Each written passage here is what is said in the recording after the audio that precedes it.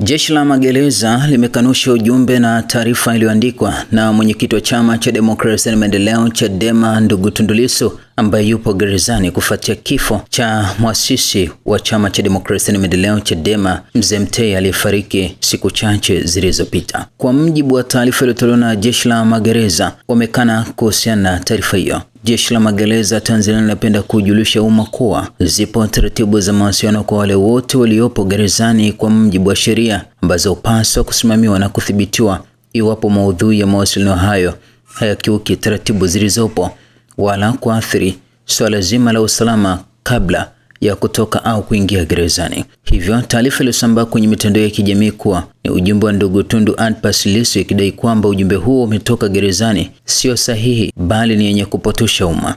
Jeshi linawasisitiza wananchi kuacha kutoa taarifa za jeshi au wale wanaohifadhiwa gerezani zenye mwelekeo wa kupotosha umma. Ilikuwa ni taarifa ya jeshi la magereza kufuatia ujumbe wa Tundu Antipas Lissu kutoka gerezani. Hata hivyo, baadhi ya viongozi wa chama cha demokrasia na maendeleo Chadema akiwemo mwenyekiti wa kanda ya Pwani Boniface Jacobo ameibuka na kusema kwamba mimi nimefanya kazi na mheshimiwa ndugu Tundu Lissu kwa miaka zaidi ya 15 sasa. Kitu ambacho naweza kuthibitisha jeshi la magereza ni kwamba ule ni ujumbe kutoka kwa Lissu, ule ni mwandiko wa Lissu. Hata matamshi yaliyomo mle katika salamu zake za rambirambi pole kwa mzee Edwin Mtei ni ya Lissu. Hata ukiwa unasoma ule ujumbe akilini unaona kabisa kama Lissu anaongea mbele yako. Je, umetokaje jela? Hata mimi sijui kwa kweli. Au kuna Chadema huko kwenu?